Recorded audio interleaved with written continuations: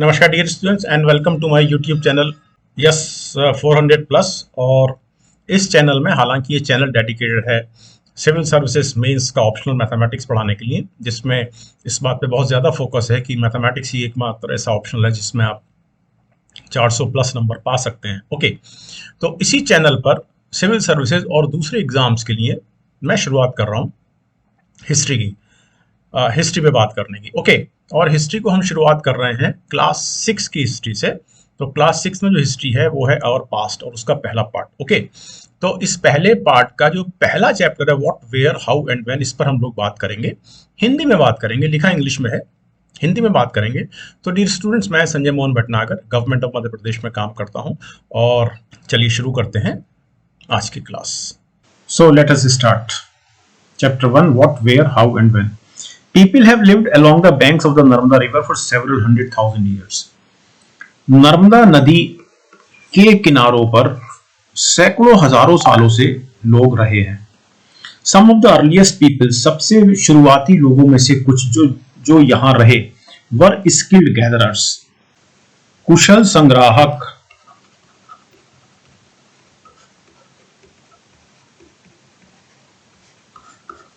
अर्थात people who gathered their food, वो लोग जिन्होंने अपने भोजन का संग्रहण किया। और ये जो संग्राहक, जो गैदरर्स थे, knew about the vast wealth of plants in the surrounding forest, आसपास के जो जंगल थे उसमें प्लांट्स, पौधों की जो विशाल संपदा थी उससे परिचित थे।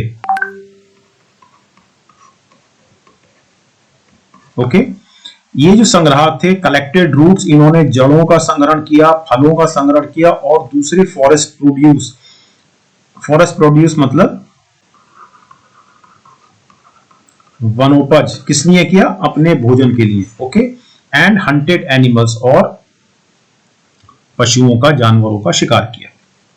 ओके, अब नॉर्थ वेस्ट की बात अगर करें, जो कि अभी पाकिस्तान में है, नॉर्थ वेस्ट की कौन सी हिल्स? सुलेमान और कीर्थर हिल्स, नॉर्थ वेस्ट यानी कि उत्तर पश्चिम, भारत के उत्तर पश्चिम में।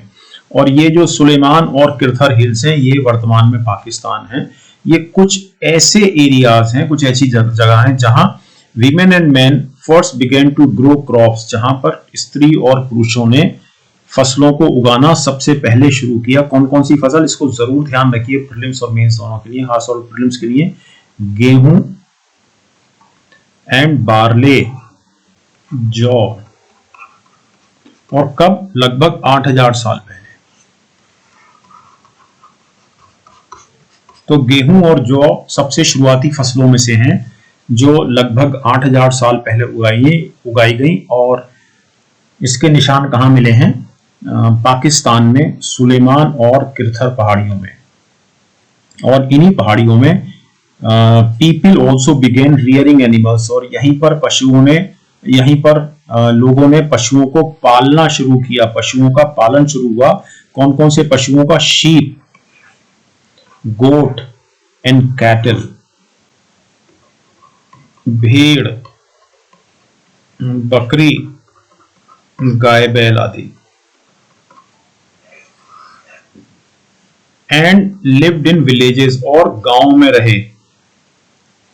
ओके, तो जस्ट रिपीटिंग, हिंदुस्तान के उत्तर पश्चिम में सुलेमान और कीर्थर हिल्स में, जो वर्तमान में पाकिस्तान में है, लोगों ने पशुओं को पालना शुरू किया। कौन कौन से पशु? भेड़, बकरी, गाय, बैल, और वो गांव में रहते थे। ओके, अगर हम इंडिया की बात करें तो इंडिया के नॉर्थ ईस्ट में गारो हिल्स हैं, हम सब जानते हैं, ये मेघालय में है। ओके, और अगर हम गारो हिल्स की बात करें नॉर्थ ईस्ट की, और सेंट्रल इंडिया में विंध्या की बात करें, तो ये कुछ दूसरे ऐसे एरिया हैं जहां पर कृषि का विकास हुआ। जरूर ध्यान रखिए, Garo hills of north east and Vindhya in central India, जहां पर कृषि का विकास हुआ। चावल सबसे पहले जहां उगाया गया था, the places where rice was first grown, सबसे पहले चावल उगाया गया, वो था विंध्या के उत्तर में।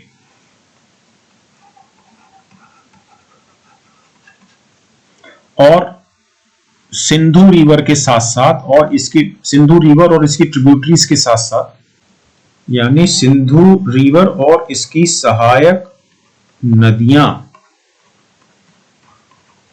तो सिंधु और इसकी सहायक नदियों के साथ साथ अब ट्रिब्यूटरीज या सहायक नदियों का मतलब होता है कि ये छोटी ऐसी नदियां हैं जो किसी बड़ी नदी में जाके मिलती हैं। तो लगभग 4700 साल पहले सबसे शुरुआती शहर, मैं आपको फिर से पुरानी स्लाइड पर लेके चलता हूं। अगर हम गांव की बात करें तो गांव लगभग 8000 साल पहले दिखा। Some of the earliest cities flourished on the banks of these rivers। तो सबसे शुरुआती शहर इन नदियों के किनारों पर विकसित हुए और निर्मित हुए, और बाद में लगभग 2500 साल पहले ये जो शहर थे ये गंगा किनारे भी बसे।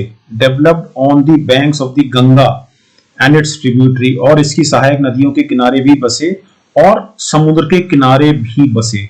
तो अब यहाँ पर इस स्लाइड में सबसे इंपॉर्टेंट चीज ये है कि जो शुरुआती शहर थे जो 4700 साल पहले मिले वो इंडस और उसकी ट्रिब्यूटरीज के अलोंग थे। 2500 साल पहले जो सिटी मिले वो गंगा और उसकी सहायक नदियों के किनारों पर थे और समुद्र के किनारों पर थे। ओके, लेकिन अगर हम बात करें अर्लीस्ट पीपल की, अर्लीस्ट सबसे शुरुआती मनुष्य, तो वो Narmada river. Please try to understand.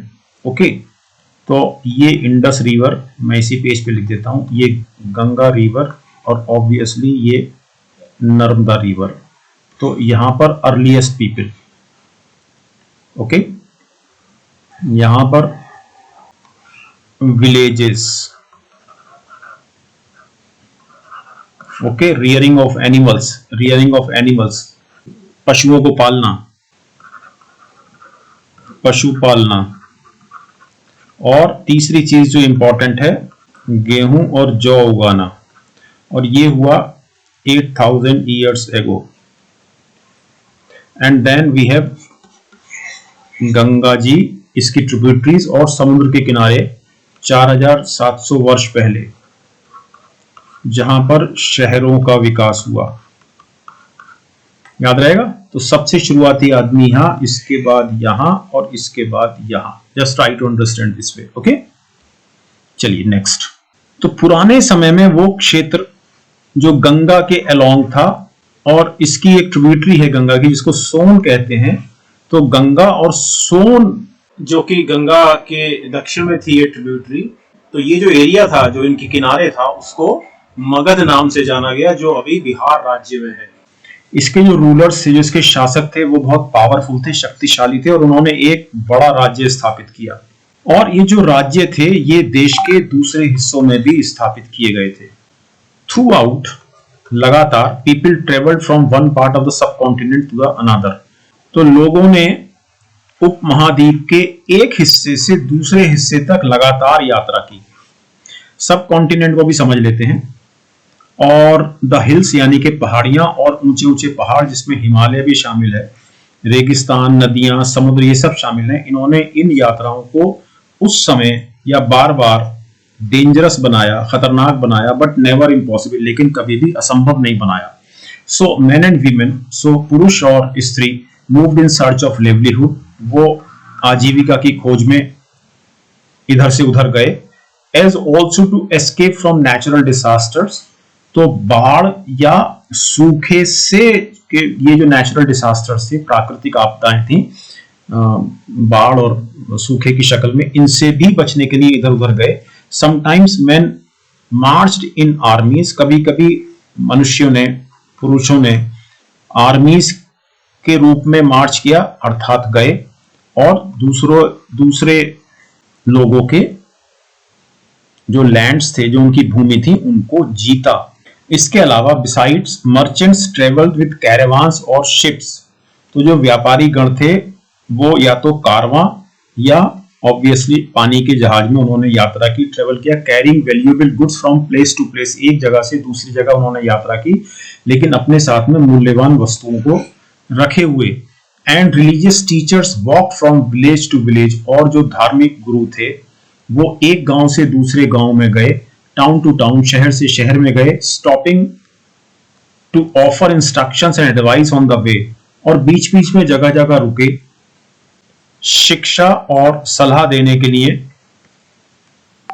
और फाइनली और अंत में कुछ लोग perhaps travel driven by a spirit of adventure, तो कुछ लोगों ने इसलिए भी यात्रा की कि वो कुछ एडवेंचर की जो भावना थी उसके साथ प्रेरित होकर, रोमांच की भावना से प्रेरित होकर डिस्कवर करना चाहते थे, खोजना चाहते थे नए और एक्साइटिंग प्लेसेस को, रोमांचकारी जगह को, नई और रोमांचकारी जगह को खोजना चाहते थे।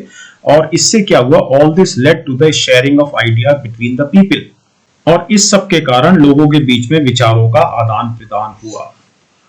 Okay, now hills, mountains and seas form the natural frontiers of the subcontinent, यानी पहाड़ियां, पहाड़ और समुद्र किसी भी सब कॉन्टिनेंट के लिए, उपमहाद्वीप के लिए नेचुरल फ्रंटियर्स हैं, अर्थात प्राकृतिक सीमाएं हैं। While it was difficult to cross these frontiers, obviously जब इन सीमाओं को क्रॉस करना, पार करना कठिन था, those who wanted could, जो चाहते थे वो कर सकते थे, and did scale, और किया भी, माउंटेन्स को पार किया, पहाड़ों को पार किया और समुद्रों को क्रॉस किया, अर्थात समुद्रों को भी पार किया। People from across the frontiers, और उपमहाद्वीपों के पार से भी लोग यहाँ आए इस सब कॉन्टिनेंट में, इस उपमहाद्वीप में, और सेटल्ड हियर, और यहाँ पर बस गए। तो ये जो आपके सामने नक्शा है, ये साउथ एशिया का नक्शा है, जिसमें भारत है, पाकिस्तान है, बांग्लादेश है, नेपाल है, भूटान है और श्रीलंका है। और अगर हम बात करें सब कॉन्टिनेंट की, कंप्लीट सब कॉन्टिनेंट की, तो उसमें शामिल हैं Afghanistan, Iran, China and Myanmar.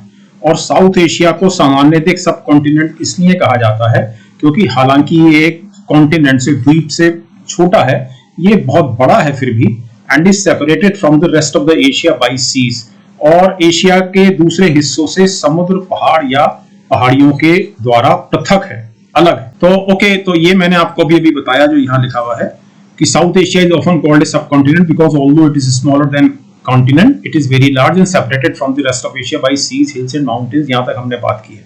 Now these movements of people, यानी कि लोग जो एक इस सब कॉन्टिनेंट में दूसरी जगह से आ रहे थे, they enriched our cultural traditions, उन्होंने हमारी सांस्कृतिक परंपराओं को और समृद्ध किया। Okay, people have shared new ways of carving stone, और नए नए तरीके लोगों ने शेयर किए यहाँ के लोगों के साथ।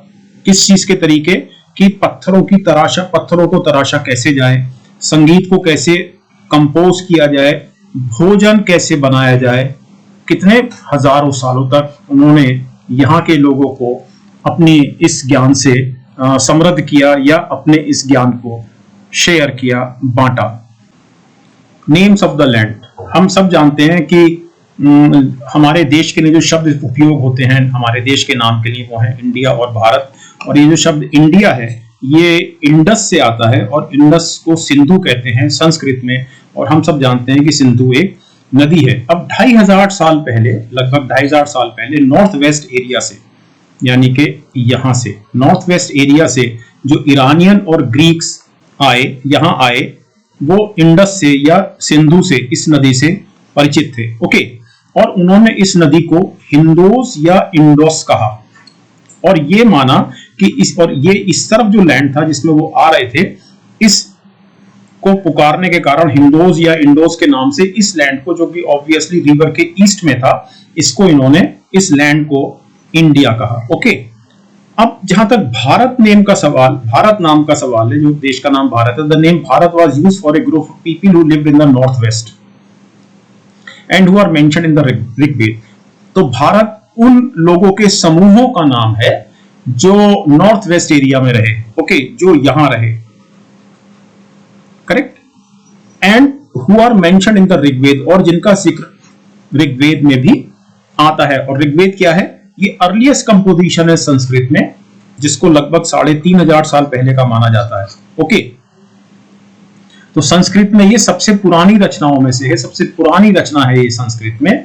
लेटर ये जो शब्द है भारत, चूंकि ये मेंशन किया गया है ऋग्वेद में, इन लोगों के समूह के लिए बाद में इसी नाम को कंट्री के लिए या देश के लिए भी इस्तेमाल किया गया। फाइंडिंग आउट अवर पास्ट, अर्थात अतीत के विषय में जानना। So there are several ways of finding out about the past. अतीत के विषय में जानने के लिए बहुत सारे तरीके हैं। One is to search for and read books that were written long ago. एक तरीका तो यह है कि आप उन पुस्तकों की सर्च कीजिए, खोज कीजिए और पढ़िए जो पुस्तकें बहुत पहले लिखी गई। ओके, और ऐसी पुस्तकों को मनुस्क्रिप्ट या पांडुलिपि कहा जाता है। ओके, क्यों? Because they were written by hand, क्योंकि वो हाथ से लिखी गई। और ये जो शब्द है manuscript, this comes from the Latin word menu. So menu means hand, हाथ। तो जो बहुत पुरानी जो किताबें जो हाथ से लिखी गई उनको इंग्लिश में मैन्यूस्क्रिप्ट्स और हिंदी में पांडुलिपि कहते हैं। और ये जो पांडुलिपि थी ये आमतौर से पाम लीफ अर्थात ताड़पत्र पर लिखी गई या एक विशेष पेड़ की छाल पर, जिसको बर्च कहते हैं, उस पर लिखी गई। और ये जो विशेष पेड़ है ये हिमालय में उगता है, हिमालय में पाया जाता है। तो ये जो मैन्यूस्क्रिप्ट्स थी या तो ये पाम लीफ पर, ताड़पत्र पर लिखी गई या एक विशेष पेड़ की खास तौर पे तैयार की गई छाल, और इस पेड़ को और इस छाल को बर्च कहते हैं, और ये पेड़ हिमालय में उगता है, उस पर लिखी गई। अब over the years many manuscripts were eaten away by insects. अब इतने वर्षों में बहुत सारी पांडुलिपियों को कीड़ों ने खा लिया और कुछ नष्ट हो गई, लेकिन फिर भी मैनी हैव सर्वाइव्ड, फिर भी बहुत बची हुई है। ऑफन प्रिजर्व, जिनको सुरक्षित रखा गया है इन टेम्पल्स, मंदिरों में या मोनेस्ट्रीज में, जिन्हें आप विहार भी कह सकते हैं, बौद्ध विहार। These books dealt with all kinds of subjects, और इन पुस्तकों में सभी विषयों के मामले में चर्चा मिलती है, जानकारी मिलती है। कौन कौन से सब्जेक्ट?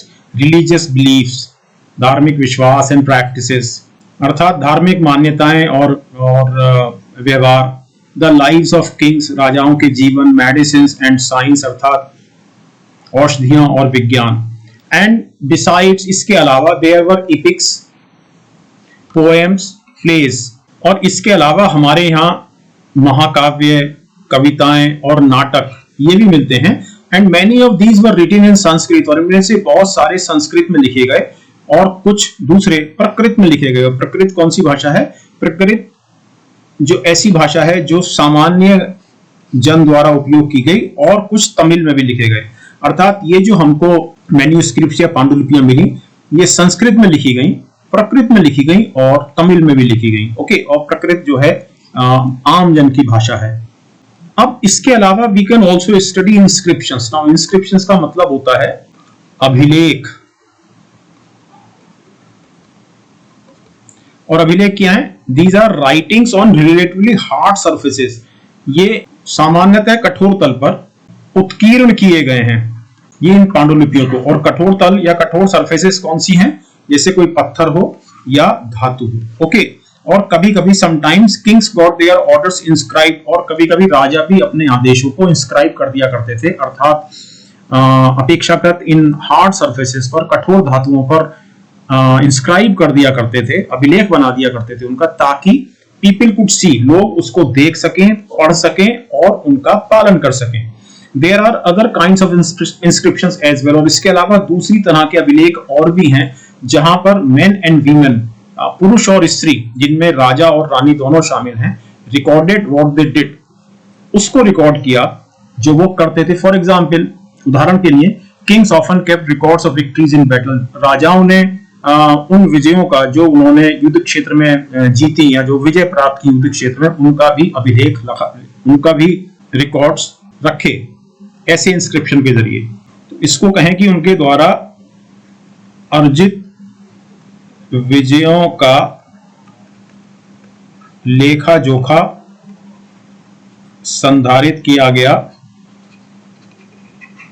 किसके जरिए? इंस्क्रिप्शंस या अभिलेखों के जरिए। ओके, एक उदाहरण आपके सामने ये है। एक ओल्ड इंस्क्रिप्शंस, एक बहुत पुराना अभिलेख कांधार में मिला है। कांधार वर्तमान के अफगानिस्तान में है और ये जो इंस्क्रिप्शंस है ये लगभग 2250 साल पुराना है। ओके, और ये इंस्क्राइब किया गया था, इस पे अभिलेख लिखा गया था किसके आदेश से? सम्राट अशोक के आदेश से लिखा गया था। और हम इस सम्राट अशोक के बारे में बाद में और पढ़ेंगे। सम्राट अशोक भारत के एक महान शासक रहे हैं।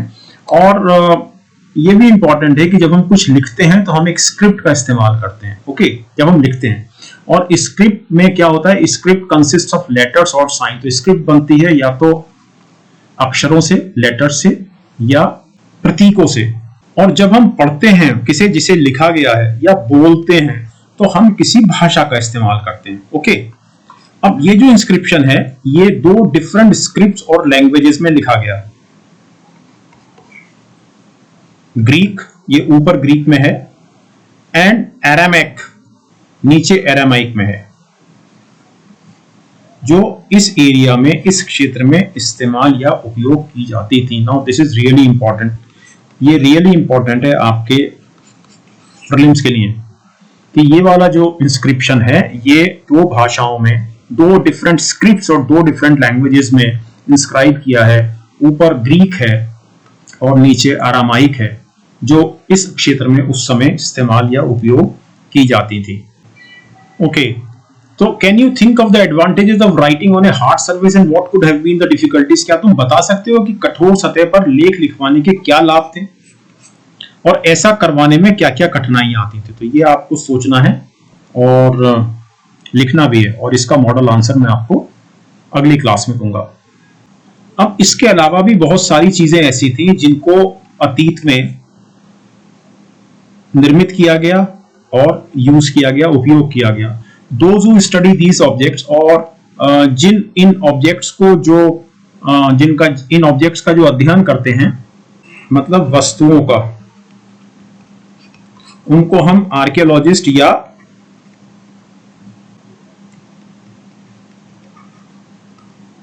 पुरातत्वविद कहते हैं। Okay, they study the remains of building made of stone and BRICS.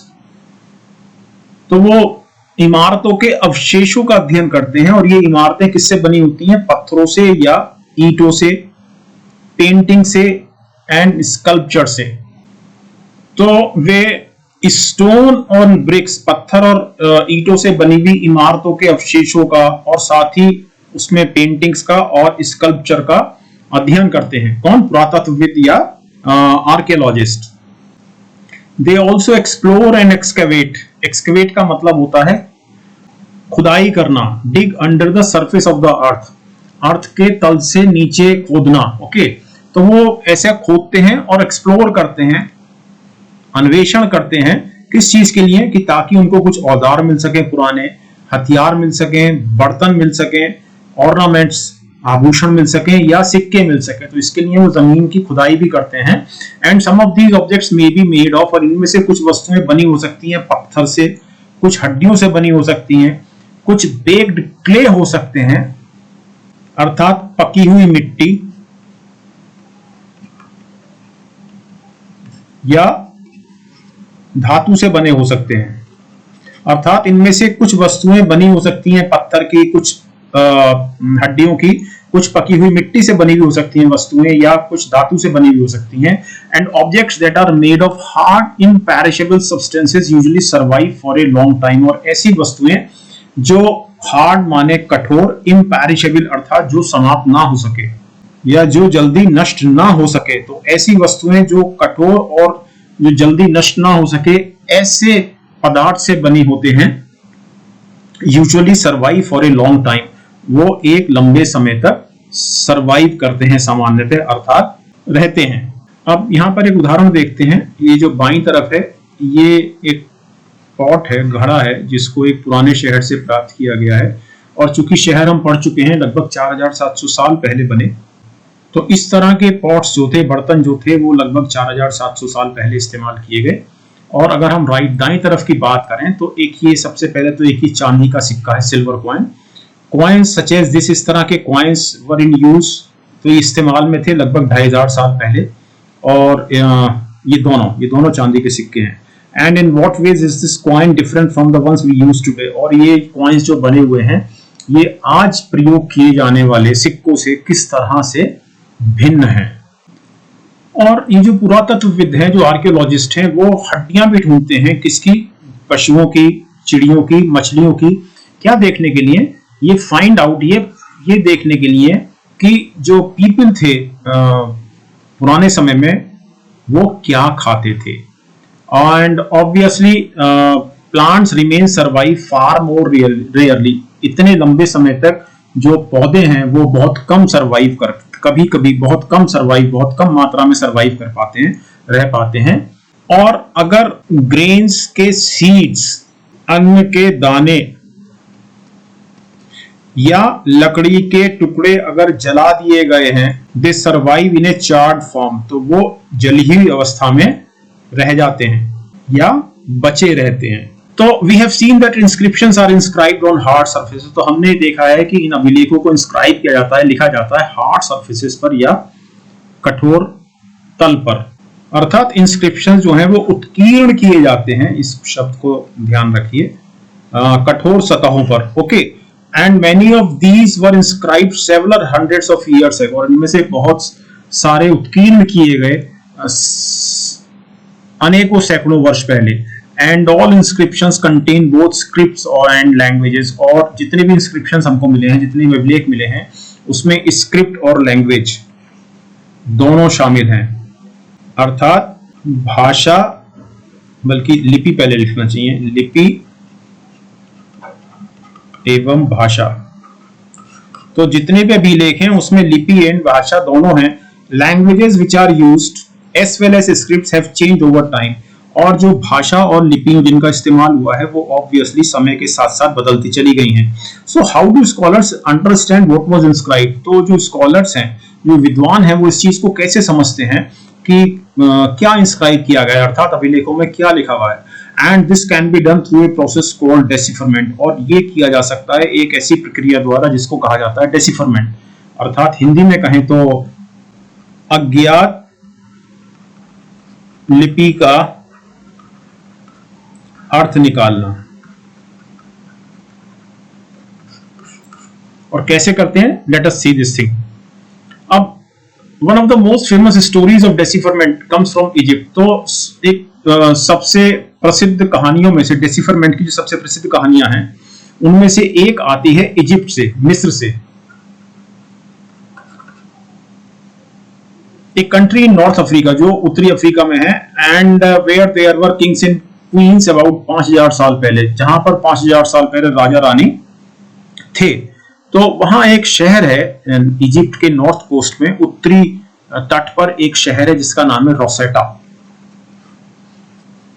और यहां पर एक इंस्क्राइब्ड स्टोन मिला है, एक ऐसा पत्थर मिला है जिस पर उत्कीर्ण किया गया है किसी अभिलेख को, और इस पे इंस्क्रिप्शन है 3 डिफरेंट लैंग्वेजेस में, 3 अलग अलग भाषाओं और स्क्रिप्ट में इसमें इंस्क्रिप्शंस हैं, उत्कीर्ण किया गया है। और इसमें जो भाषाएं हैं उसमें जो ग्रीक है एक तो, और दूसरी इजिप्टियन भाषा की 2 फॉर्म्स हैं। ओके, अब scholars who could read Greek, जो ऐसे विद्वान जो ग्रीक पढ़ सकते थे, उन्होंने ये पाया कि names of the kings and queens were enclosed in a little frame called a cartouche या कारतूश, कि राजा और रानी के नाम जो थे एक छोटे फ्रेम के अंदर रखे गए थे और इनको कहा गया कारतूशे।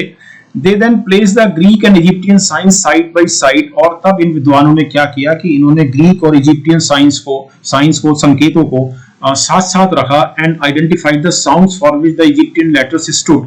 चूंकि ये विद्वान इजिप्टियन जानते थे, तो इन्होंने क्या किया कि जो इजिप्टियन लेटर्स थे, जो अक्षर इस्तेमाल हुए थे, ऑब्वियसली उन अक्षरों की साउंड को पहचाना, अर्थात जो संगत ध्वनि थी इन इजिप्टियन अक्षरों की, उनको पहचाना। और जैसा हम देख सकते हैं, a lion stood for L, तो ऑब्वियसली अगर हम इसकी बात करें तो a lion stood for L, okay, and a bird for A, तो once they knew what the letters stood for, एक बार अगर उनको पता लग गया कि अक्षरों का अर्थ क्या था, they could read other inscriptions as well, और तब वो दूसरे जो अभिलेख थे उनको भी पढ़ सकते थे। तो ये वाला तरीका उन्होंने लगाया, इस्तेमाल किया, और ये सरल उनके लिए इसलिए रहा चूंकि वो चूंकि वो जो ग्रीक भाषा थी उसको वो पढ़ सकते थे। Now letters with dates. अब हमने देखा है, हम बहुत जगह बीसी का इस्तेमाल करते हैं। BC stands for before Christ, याद रखिए। And AD stands for two Latin words, इसको भी याद रखिए कि एडी 2 लैटिन वर्ड्स के लिए इस्तेमाल होता है। Anno Domini means in the year of the Lord, that is Christ. Okay, अर्थात एडी स्टैंड्स फॉर ईसा मसीह के जन्म का वर्ष। ओके, इसलिए 2012 को हम लिख सकते हैं एडी 2012। ओके, और कभी कभी sometimes C is also used instead of AD, तो एडी की जगह सीई का भी इस्तेमाल होता है, बीसीई का इस्तेमाल होता है बीसी के लिए। ओके, तो बीसी के लिए बीसीई का इस्तेमाल होता है और एडी के लिए सीई का इस्तेमाल होता है। तो CE is common era and BC is before common era. So this is common era and this is before common era, BCE. We use these terms, हम इन terms का इस्तेमाल करते हैं because the Christian era is now used in most countries of the world. तो ये Christian era है, इसको इस्तेमाल किया जाता है दुनिया के अधिकतर देशों में। And in India we began using this form of dating from about 200 years ago. और हिंदुस्तान में इस व्यवस्था का, इस प्रथा का, डेटिंग का, तारीखों के चिन्हीकरण का जो इस्तेमाल शुरू हुआ लगभग 200 वर्ष पहले शुरू हुआ। और ये भी इंपॉर्टेंट है कि समटाइम्स कभी कभी letter BP is also used for before present. अब कुछ इंपॉर्टेंट डेट्स हैं। द बिगिनिंग ऑफ एग्रीकल्चर, ये हम लोग पढ़ चुके हैं, लगभग 8000 साल पहले हमने गेहूं पढ़ा और जौ पढ़ा। The first CTs on the Indus, ये लगभग 4700 साल पहले। और बाद में हमने ये भी पढ़ा कि इसके बाद सिटीज जो थे वो हमको गंगा के अलोंग भी मिले, नदी Ganga. Cities in the Ganga valley, ये जो मैं आपसे ऊपर बात कर रहा था जिसमें खास तौर पे मगध है, ये 2500 साल पहले आया। ओके, और प्रेजेंट जो है ये, अब तो हम इसको 2022 एडी कहेंगे। Okay, so this is present. Clear? Okay, तो thank you very much dear student for watching this class.